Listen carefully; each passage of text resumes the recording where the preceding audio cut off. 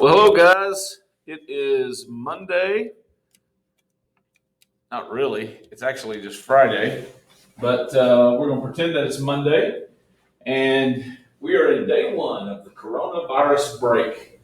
And here's my dad joke for the day. What did the red light say to the green light? Don't look, I'm changing. Is that not hilarious? All right. Well, this first lesson that I want you to do is an easy one. It's an easy one. So it's a little bit of review. We are headed into the unit on similarity. So just to kind of recap, you remember similarity occurs when you have a dilation. A dilation results in a similar figure.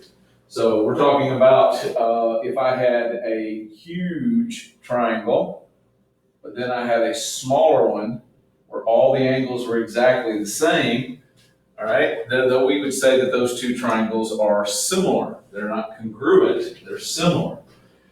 So we're looking at similar figures. But in order to get into that, we need to kind of go back and do a little bit of reconnaissance over some territory that you've done before, but I'm sure some of you have forgotten. So we're answering the question here, what is a ratio? A ratio, R-A-T-I-O. Well, a ratio is simply a comparison of two or more things. And we do that all the time, all right? We compare things. We don't always express them as ratios, but we might. We might compare the number of males to females, or males to total students, or females to total students, and we could use a ratio to do that. Well, there are three ways to write ratios. You can express them as fractions. You can actually write the word to, T-O. We can say A over B or A to B, or we can use a colon like this. And I would say primarily we're going to use either the fraction or we're going to use that last one with a colon for the most part. Remember this, ratios can be simplified just like you would reduce fractions. You should always reduce your ratio. So if I had 100 male students and I had 100 female students, we wouldn't say the ratio of males to females is 50 to 100. We would say the ratio is 1 to 2. All right? So let's take an example. Music store's got 40 trumpets, 39 clarinets, 24 violins, 51 flutes, and 16 trombones in stock. Write each ratio in simplest form. So we're going to say trumpets to violins. So that would be 40 to 24. But of course, we know that will reduce, and that's simply because 8 goes into both of these numbers. That would become 5 to 3. So all I'm doing is I'm just dividing by 8 in order to simplify those. All right, flutes to clarinets, 51 flutes, 39 clarinets, and that one will also reduce, okay?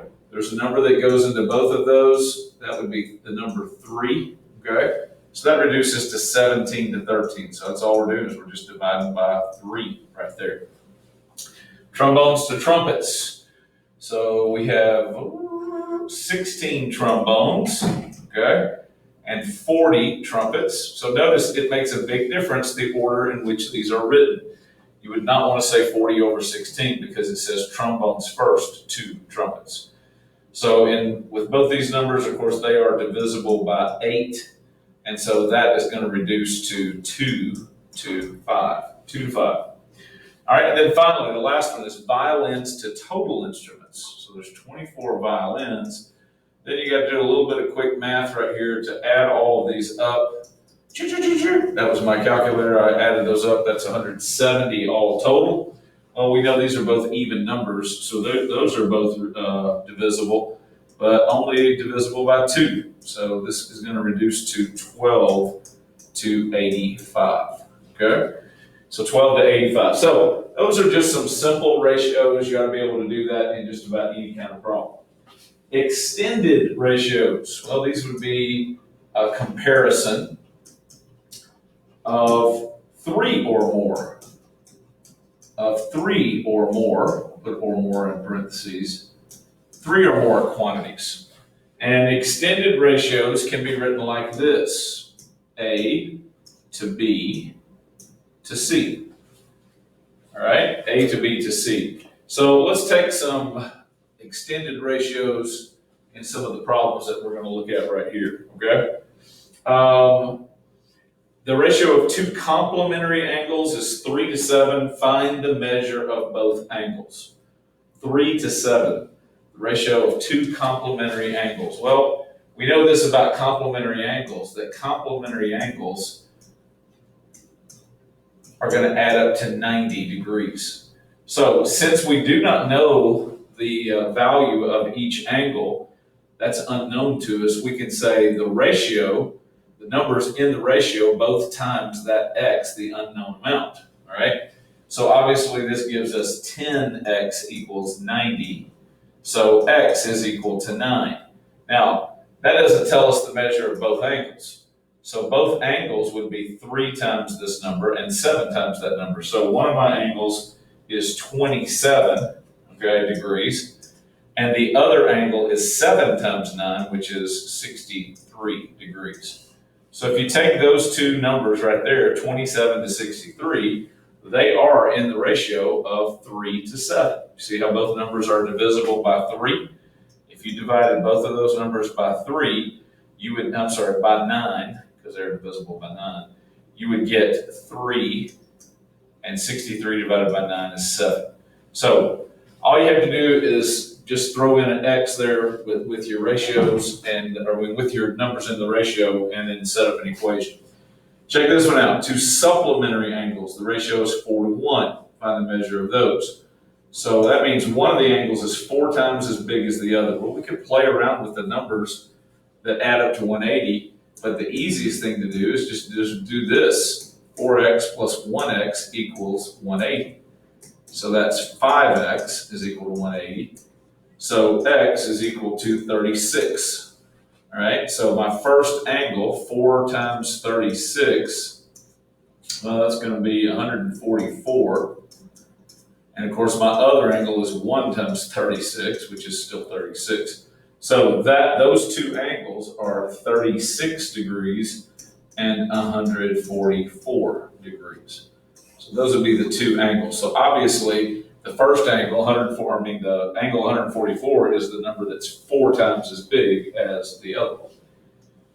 All right, 7, the ratio of the measures of angles in a triangle. Aha, angles in a triangle, we already know that angles in a triangle sum up to 180 degrees. So we can simply say 4x plus 7x plus 9x equals 180. Let's add those together. That's 20x equals 180. And then divide by 20, x is going to be 9. Now, again, that doesn't tell you what the angles are. They want to know the measures of these 3 angles. So we're going to say 4 times 9, 7 times 9, 9 times 9. So my 3 angles in this triangle are going to be 36 degrees, 63 degrees, and 81 degrees. And if we add those 3 angles up, that is going to total 180 degrees. All right, 8, the ratio of the measures of angles in a triangle, 11 to 2 to 5. Notice this time we only want the largest. Well, the largest is obviously going to be associated with that number that's 11, because that's the biggest number in my ratio. So 11x plus 2x plus 5x. All right, am I always going to set it equal to 180? Well, if you're talking about the 3 angles in a triangle, yes. But otherwise, pay attention to what you're comparing this ratio to. So that is 13 and 5, that's 18x equals 180. Nice round number, x is equal to 10. So my largest angle is going to be 11 times 10, which is 110 degrees. So one of my angles would be 110, the other one would be 20, the other one would be 50. All right, I hope that's making sense. Go to the next page. Okay. The ratio of the measures of sides of a triangle is 2 to 8 to 9. Notice this time, though, we've changed it. If the perimeter of the triangle is 76 inches, find the length of each side. So, perimeter. Remember, perimeter is the distance around. the total distance around. The total distance around a figure. So all we simply need to do is just add all the sides together. All right, but first we need to find what the value of x is going to be. So we're going to do the same thing here. We're going to say 2x plus 8x plus 9x, but this time we're going to set it equal to the perimeter. Okay, so remember that number right there is the perimeter, perimeter. Okay, so now we solve it the same way. This is going to be 19x equals 76, therefore x is 4. All right, so we want the length of each side. So one side is going to be 2 times 4, one side is going to be 8 inches, one side is going to be 4 times 8, 32 inches, and the other side is going to be 9 times 4, 36 inches. All right, and remember, if you're given units, you give units. Given units, all right, like got milk, give units. Give units in your answer. Okay, it's always a rule to remember. 10, the ratio of the measures of the sides of a triangle, 10 to 15 to 6. This time their perimeter is 217. We just want the length of the shortest side. So if you look at the numbers in the ratio, that number that is 6, that's the one that's going to represent. Please report to the cafeteria. Daniel Hicks, Maddie Farmer, All right. Clark, Bailey So Farmer, Kathy Harris, let's Jason add these Darnell, together. Savannah It's Key, going to be 25 and 6 is Scott, 31x Clark, and Mr. Barney. equals Please 217. report to Divide by 31, x is 7. I think they're about to start tying people. All right, so x is 7. So that's going to give me 70, 10 times 7, 15 times 7, 95, and 6 times 7. That's the one we want. So 6 times 7 is going to be 42. And my units, meters, 42 meters is the shortest side. Okay? All right, what is a proportion? A proportion. Well, I'm going to stop the video here, and I'll pick this up in just a second, and you'll figure out, or I'll be able to finish this, but I have got to stop at the moment. Okay, so we're going to pause it. I'll be right back.